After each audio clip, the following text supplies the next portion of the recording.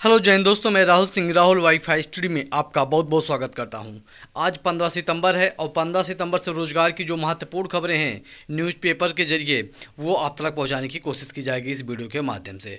लगातार आपको सुबह इस संबंध में खबरें जो भी आपके न्यूज़पेपर पे होती हैं, सोशल मीडिया पर होती हैं, उससे कलेक्ट करके आपको एक साथ प्रोवाइड कराने की कोशिश की जाती है ना। तो आज हम बात करेंगे 5 साल संविदा भर्ती को लेकर जो एक बवाल मचा है वो पूरे प्रदेश में और ये व्यापक होता जा रहा है। प्रयागराज में कल आपने कुछ तस्वीरें देखी होंगी प्रयागराज से, वहाँ की तस्वीरें आपको बहुत कुछ बयां करती हैं। और बात करेंगे कई छात्र गिरफ्तार हुए और फिर रिहा कर दिए गए हैं। बात किया जाएगा बस्ती के लाल राजू पटेल के लिए कैंडल मार्च निकाला अभ्यर्थियों ने।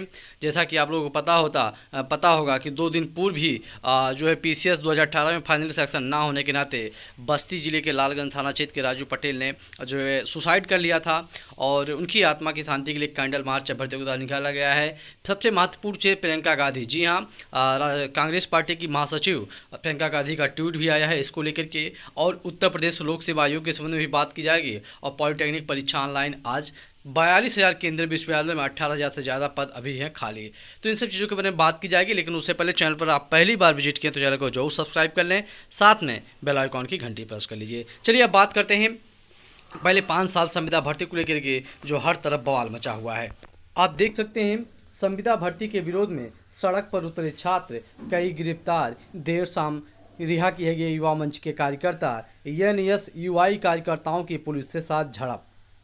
तो आप देखते हैं समूखा और समूगा की सरकारी नौकरी के पहले 5 साल संविदा पर नियुक्ति जाने के प्रदेश सरकार के प्रस्ताव के विरोध में युवा बेरोजगार सोमवार को सड़क पर उतर आए। इलाहाबाद विश्वविद्यालय छात्र संघ भवन के बाहर चल रहे विरोध प्रदर्शन के दौरान जहां एनएसयूआई कार्यकर्ताओं और पुलिस के बीच तीखी झड़प हुई, वहीं बालसन चौराहे पर विरोध प्रदर्शन के दौरान युवा मंच के 10 कार्यकर्ताओं को पुलिस ने हिरासत में ले लिया। हालांकि देर शाम सभी को निजी मुचलके पर रिहा कर दिया गया। सरकारी नौकरी में पहले 5 वर्षों तक संविदा पर नियुक्ति किए जाने की प्रस्ताव वापस लेने और रिक्त पदों पर भर्ती पूरी किए जाने की मांग को लेकर के युवा मंच के अध्यक्ष अनिल सिंह के नेतृत्व में युवाओं को सोमवार सुबह बालसन चौराहे पर विरोध प्रदर्शन किया। वहां बड़ी संख्या में छात्र जुटे और प्रदर्शन शुरू होते ही पुलिस फोर्स सक्रिय हो गया और प्रदर्शन की शामिल युवा मंच के अध्यक्ष अनिल सिंह, अमरेंद्र सिंह बाहुबली, शशिधर यादव, अरविंद सिंह, राहुल कुमार पटेल, बलराम सिंह, कुलदीप कुमार, शोभित सिंह आदि को हिरासत में ले लिया गया। सभी को जॉर्ज टाउन थाने ले जाया गया और देर शाम चेतावनी देकर छोड़ दिया गया। युवा मंच के संयोजक राजेश सचान ने शांतिपूर्ण तरीके से प्रदर्शन कर छात्रों को हिरासत में ले जाने की तीखी भर्त्सना निकाली है और उन्होंने कहा कि सरकार अगर संविदा पर नियुक्ति का प्रस्ताव वापस नहीं लेती है तो आंदोलन और भी तेज होगा। दूसरी ओर इलाहाबाद विश्वविद्यालय छात्र संघ भवन के बाहर मुख्यमंत्री का पुतला दहन करने पहुंचे एनएसयूआई के कार्यकर्ताओं और पुलिस के बीच तीखी झड़प हुई। छात्रों को रोकने के लिए पुलिस को हल्का बल प्रयोग भी करना पड़ा और पुलिस के छात्रों के हाथों से पुतला छीन लिया। छात्रों ने प्रदेश सरकार के खिलाफ नारेबाजी की और प्रदर्शन किया।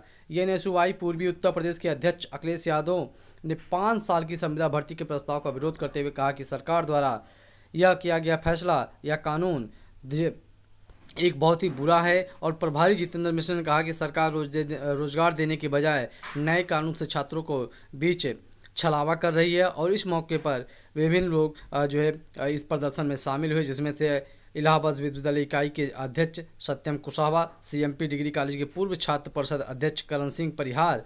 यानी आप देख सकते हैं, बात किया जो खैर मैं आपको प्रयागराज के परिप्रेक्ष्य में बता रहा हूं, उत्तर प्रदेश के कई अन्य जिलों में इसका विरोध देखने को मिला है। और अगर सरकार इस बैकफुट पर इस डिसीजन को लेकर के नहीं जाती है तो स्थितियाँ और भी गंभीर देखने को मिल सकती हैं। जी हाँ, आप देख सकते हैं किस प्रकार से छात्रों के बीच छात्रों का सीधा सीधा कहना है, अभ्यर्थियों का सीधा सीधा कहना है कि अगर सरकार जी हाँ अपना भी मूल्यांकन करावे, अगर वो 60% पास होती है तो निश्चित तौर पर अभ्यर्थी 60 के बदले 75-80% अपना देंगे। ये उनका वादा है, सरकार की तरफ से होना भी चाहिए, क्योंकि अगर इस तरीके से सब कुछ प्रतियोगी छात्राओं पे ठेल देना ये एक उचित कार्य नहीं है। प्रदेश के सभी विभागों में सभी नेता, विधायक, मंत्री जितने भी हैं, मुख्यमंत्री तक की सबकी कैलकुलेशन होनी चाहिए और 60% नहीं अगर वो पास होते हैं तो निश्चित तौर पर उन्हें पद से इस्तीफा देना चाहिए या फिर उन्हें पद से हटा दिया जाना चाहिए। संविदा भर्ती के प्रस्ताव का विरोध, यानी विभिन्न संगठनों की तरफ से डीएलएड प्रशिक्षुओं को भी गिरफ्तारी।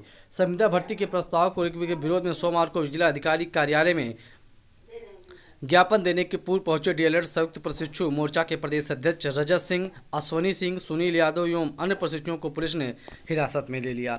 तो आप देख सकते हैं, मैं बात करना चाहता हूं किस प्रकार से इस भर्ती को लेकर के, संविदा भर्ती को 5 साल को लेकर के और अभ्यर्थियों में एक रोष व्याप्त है। आगे बात करते हैं, यहाँ से देखते हैं। और अगर इसके सामने कुछ बड़ा डिसीजन नहीं लिया गया तो निश्चित तौर पर ये धरना प्रदर्शन, खासतौर पर प्रयागराज के परिप्रेक्ष्य में की बात किया जाए तो प्रयागराज में ये और भी जो है रुद्र रूप ले सकता है। तो इसको लेकर के प्रशासन और शासन को निश्चित तौर पर विचार करना चाहिए। आगे बात करेंगे बस्ती कोइलाल को लेकर के।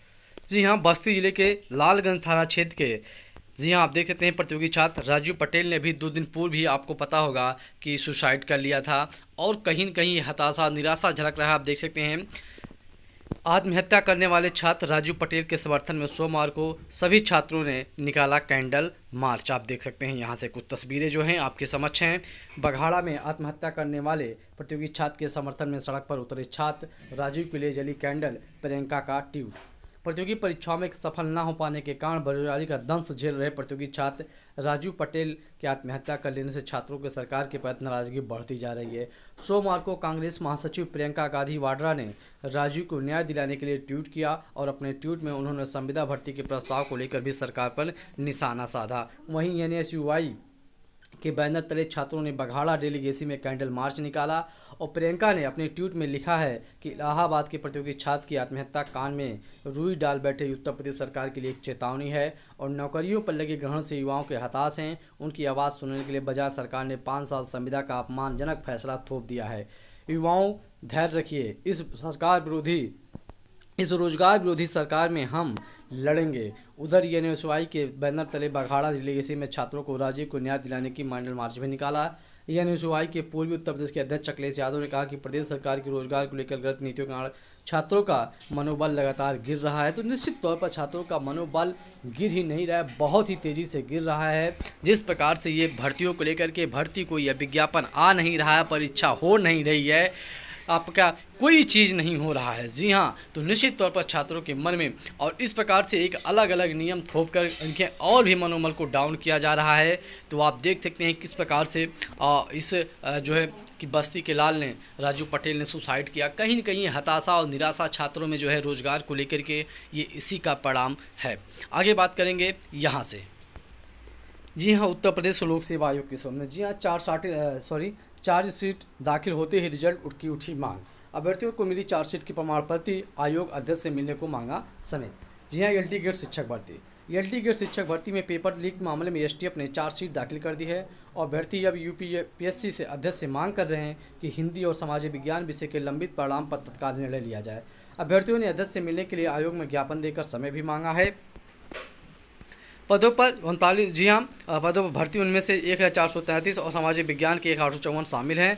तो अब अभ्यर्थियों ने समय मांगा है अध्यक्ष से और इसके सामने रिजल्ट के लेकर के उन्होंने मांग भी उठाएंगे। आगे बात करते हैं, कुछ और यहाँ से जानकारी ले लेते हैं।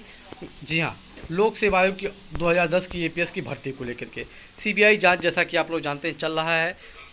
उत्तर प्रदेश लोक सेवा आयोग की ओर से आयोजित एपीएस यानी अपर निजी सचिव एपीएस परीक्षा 2010 में हुई धांधली की शिकायत के बाद शासन ने गलत हलफनामा देने पर सचिवालय स्तर के कुछ अफसरों को आरोप पत्र जारी करते हुए उनसे जवाब मांगा है।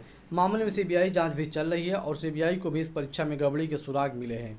सीबीआई मामले में एफआईआर दर्ज करने की तैयारी में है। शासन ने तत्कालीन विशेष सचिव सुकुमार शुक्ला समेत तत्कालीन उप सचिव, अनुभाग अधिकारी और समीक्षा अधिकारी के विरुद्ध आरोप पत्र जारी किए हैं। इस परीक्षा में गड़बड़ी की केवल सचिवालय स्तर से नहीं हुई है, बल्कि आयोग के कुछ पूर्व अफसरों भी इसमें शामिल बताए जा रहे हैं। सीबीआई इसी दिशा में जांच कर रही है। दरअसल इस परीक्षा के दौरान आंसू लिपिक के टेस्ट में अधिकतम 5% की गलती होने तक अभ्यर्थियों को छूट या राहत दिए जाने का प्रावधान था, लेकिन आयोग ने 8% तक गलती करने वालों को चयनित कर लिया है। इस परीक्षा के तहत आंसू लिपि टेस्ट का होने के बाद आयोग के तत्कालीन अफसरों ने अपनी तरफ से एक प्रस्ताव शासन को भेजा था, जिसमें कहा गया था कि 5% की जगह 8% तक गलती करने वाले अभ्यर्थियों को 3% की अतिरिक्त छूट प्रदान की जाए। तो ये आगे बात करेंगे हम लोग। यहाँ से देख सकते हैं इस चीज़ को लेकर के, मार्कशीट आने के बाद ही दूर होगी स्केलिंग का विवाद। अभ्यर्थियों की मांग कि पूर्व की बात स्किल्ड नॉन स्किल्ड अंकों की जानकारी दे आयोग। पीछे 2018 का फाइनल रिजल्ट जारी कर दिया गया है। मार्कशीट और कट ऑफ अंक जारी करने में हो रही देरी पर अभ्यर्थियों ने उठाए हैं सवाल। पीसीआर 2018 का अंतिम चयन परिणाम आने के बाद अभ्यर्थियों को अब कट ऑफ अंक और मार्कशीट जारी होने का इंतजार है और इस परीक्षा में स्केलिंग का विवाद सामने आने के बाद अभ्यर्थी अब उत्तर प्रदेश लोक सेवा आयोग से मांग कर रहे हैं कि पूर्व की बात इस बार भी मार्कशीट पर स्केल्ड और नॉन स्केल्ड अंकों के बारे में जानकारी जरूर दी जाए ताकि स्केलिंग के लेकर के स्थिति स्पष्ट हो सके। पीसीआर 2018 के परिणाम में इस बार अप्रत्याशित बदलाव देखने को मिले हैं और हिंदी मीडियम माध्यम से परीक्षा में शामिल होने वाले अभ्यर्थियों की सफलता का ग्राफ तेजी से नीचे आया है। साथ ही मानविकी विषय के अभ्यर्थियों को भी तगड़ा झटका लगा है। अभ्यर्थी परीक्षा परिणाम आने से पहले ये आरोप लगा रहे थे कि आयोग पीसीआर 2018 की मुख्य परीक्षा में स्क्रीनिंग लागू नहीं की है और इसका असर परिणाम पर भी देखने को मिलेगा। तो आप देख सकते हैं अब इसको लेकर के बवाल है। आगे बात करेंगे पॉलिटेक्निक प्रवेश परीक्षा को लेकर के। पॉलिटेक्निक प्रवेश परीक्षा, जी हाँ, पॉलिटेक्निक ऑनलाइन परीक्षा आज होगी। ऑफलाइन की परीक्षाएं आपकी पूरी हो चुकी हैं। और बात करेंगे यहाँ से कि अभी भी 42 केंद्रीय विश्वविद्यालयों में यूनिवर्सिटीज़ में 18,000 से ज़्यादा पद हैं खाली और सरकार के पास भर्ती निकालने के लिए कुछ भी नहीं है। आप देख सकते हैं देश के 42 केंद्रीय विश्वविद्यालय में कुल 18,647 पद खाली पड़े हैं। इसमें से शिक्षकों के 6,200 पद और गैर शिक्षण कार्य से जुड़े कर्मचारियों के 12,437 पद शामिल हैं।